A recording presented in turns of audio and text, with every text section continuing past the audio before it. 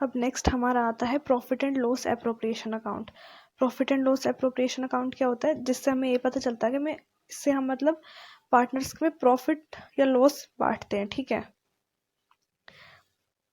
इससे पहले हम बनाते हैं कैपिटल अकाउंट हमारा। ठीक है,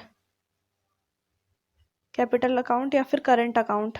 करंट अकाउंट तब माना जाएगा तब फिक्स्ड कैपिटल होगी, और कैपिटल अकाउंट जब फ्लक्चुएटिंग होगी। ठीक है, तो कैपिटल अकाउंट या करंट अकाउंट में जितने भी आइटम्स है वो यहाँ में क्रॉस में डालने होते हैं। जो यहाँ डेबिट है वो यहाँ क्रेडिट होगा, जो यहाँ क्रेडिट है वो यहाँ डेबिट होगा। ठीक है, मतलब आईओसी हो गया, सैलरी हो गया, कमीशन हो गया, वो सारे हमारे कैपिटल अकाउंट में क्रेडिट होते हैं, हमें यहाँ डेबिट में डालने हैं।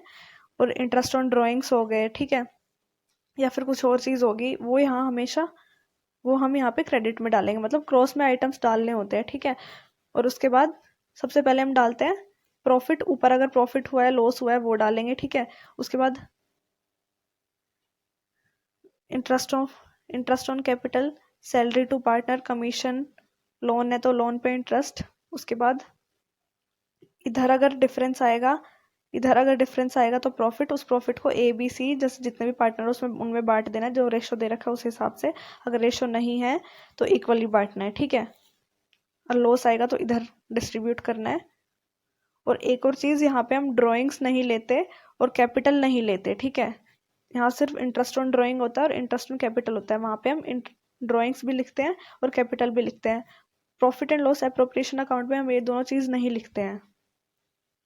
अब बात करते हैं कि हम सबसे पहले हम ये सीखेंगे कि हम इंटरेस्ट ऑन कैपिटल कैसे निकालते हैं। ठीक है, बाकी अगर इंटरेस्ट ऑन कैपिटल अगर हमें निकालना आ गया, सबसे समझने वाली चीज़ इसमें यही होती है। उसके बाद तो सब कुछ हमें फॉर्मेट के अकॉर्डिंग डालना होता है। ठीक है, उसमें कोई वो नहीं है। तो एक क्वेश्चन करते हैं। Saloni and Srishti are partners in a firm. Their capital account as on 1 April 2005 को उनकी कैपिटल है 2 लाख और 3 लाख। ठीक है, 1 जुलाई 2005 को सलोनी कैपिटल लेके आती है 50,000, सृष्टि लेके आती है 60,000।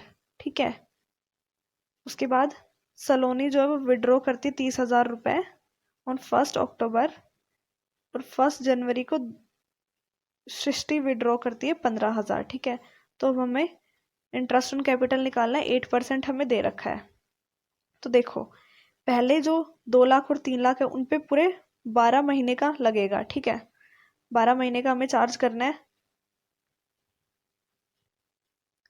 उसके बाद वो एडिशनल कैपिटल लेके आए अपनी 1 जुलाई को 50,000 और 60,000। ठीक है, तो अब जो 50,000 और 60,000 पे हम इंटरेस्ट ऑन कैपिटल लगाएंगे वो सिर्फ 9 महीने का लगेगा। ठीक है, क्योंकि वो 3 महीने बाद आई है ना वो कैपिटल, तो 9 महीने का लगेगा। ठीक है,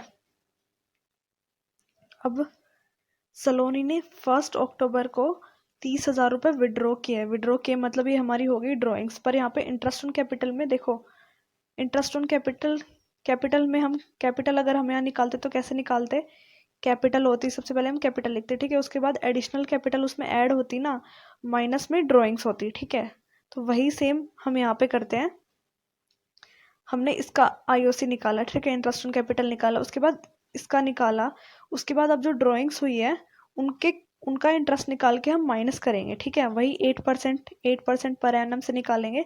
तो इस 30,000 का हम निकालेंगे 8%, और 6 महीने के लिए, क्योंकि 1 अक्टूबर को उसने किया ना, तो 6 महीने बचे ना। 31 मार्च को हमारे अकाउंट्स क्लोज होते हैं, तो 6 महीने हुए ना, इसलिए 30,000 के ऊपर 6 महीने लगा के इस 2 लाख का और 50,000 का जो आया उनको ऐड करके इस 30,000 का जो है उसमें से माइनस हो जाएगा। ठीक है, जैसे हमें देखो नीचे करके दिखा रखा है।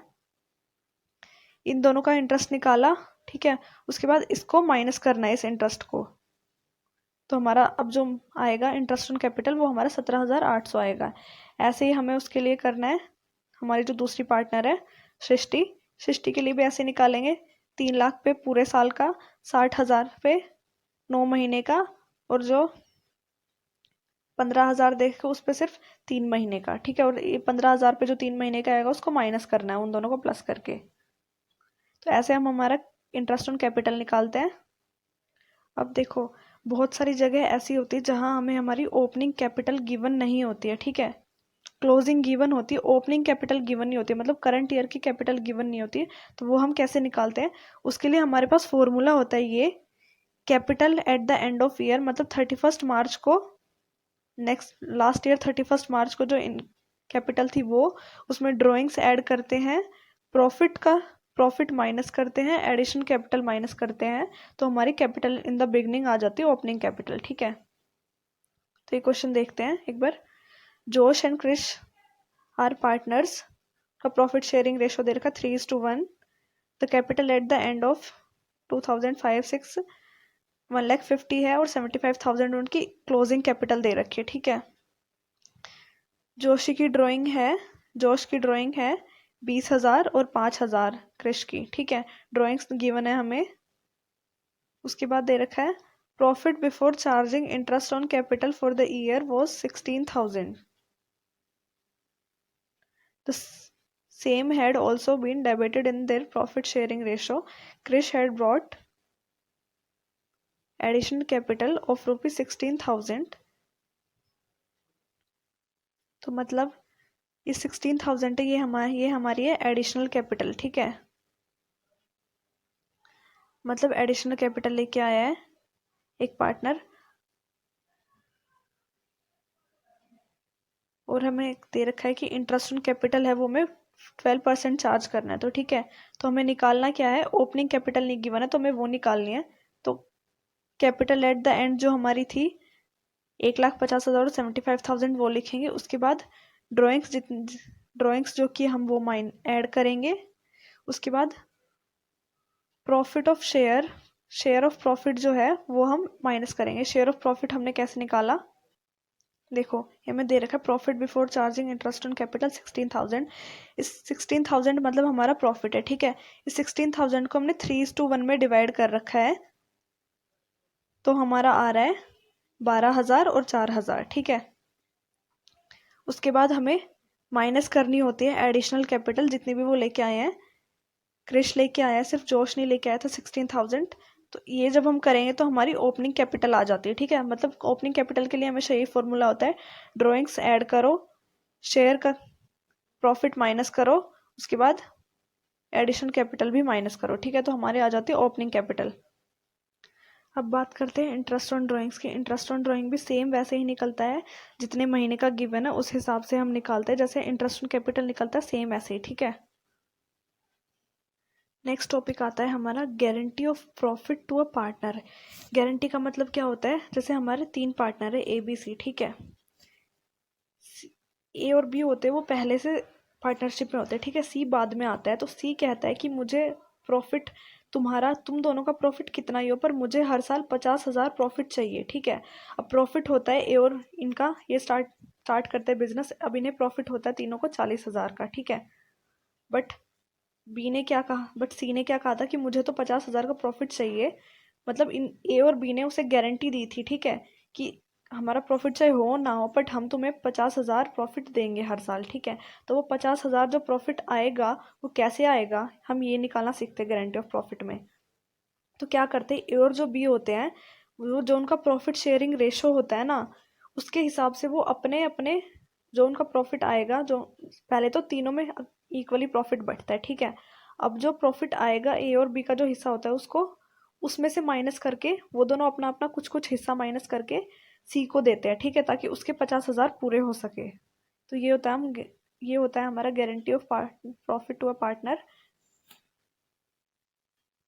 जैसे देखो हमें यहाँ एक क्वेश्चन दे रखा है, Mohit and Rohan share profit and losses in the ratio of 2:1। They admit Rahul as partner with one fourth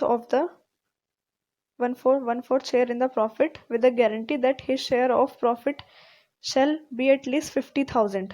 मतलब मोहित और रोहन दोनों पहले से पार्टनर होते हैं। ठीक है, 2:1 उनका रेशो होता है। अब राहुल एडमिट होता है, मतलब राहुल भी उनके साथ आता है पार्टनरशिप में, और वो उसको गारंटी देते कि 50,000 से नीचे तुम्हारा प्रॉफिट नहीं होगा, मतलब हम तुम्हें हर साल एक तरह से 50,000 रुपये देंगे। ठीक है, तो नेट प्रॉफिट जो होता है उनका वो होता है 1,60,000 साल के एंड का। ठीक है, तो हम कैसे निकालेंगे, देखो गारंटी में नेट प्रॉफिट जो था वो था हमारा 1,60,000। पहले इस नेट प्रॉफिट को हम डिवाइड करते हैं। ठीक है, तीनों में मोहित में, रोहन और राहुल में, ठीक है। जो उनका प्रॉफिट शेयरिंग रेशो था उस हिसाब से, तो उस हिसाब से अगर हम करेंगे तो हमारा आएगा 80,000, 40,000 और 40,000, ठीक है। उनका रेशो क्या था, मतलब 2:1:1, ठीक है। तो 2:1:1 में अगर हमने किया तो हमारा 80,000, 40 और 40 हमारा रेशो आ गया। अब राहुल को तो उन्होंने गारंटी दी थी कि 50,000 होना चाहिए, है ना। तो अब क्या करेंगे, जो मोहित और रोहन है ना, उनका प्रॉफिट शेयरिंग रेशो था 2:1, तो 2:1 में ना वो डिवाइड करेंगे। बचा क्या है यहाँ पे, 10,000, 10,000 की कमी है।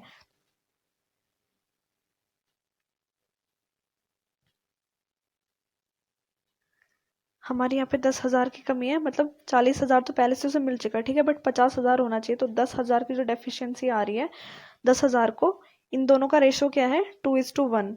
10,000 को हम 2:1 में बांटेंगे, और जो अमाउंट आएगा उसमें मोहित का जो आएगा उस मोहित के से माइनस करेंगे, और इसका जो आएगा उसमें इसमें से माइनस करेंगे, और इन दोनों को हम यहाँ पे ऐड कर देंगे, मतलब राहुल के अकाउंट में। तो हमारे 50,000 हो जाएंगे, मतलब ये दोनों अपना अमाउंट कुछ काट के इसको देंगे, ठीक है।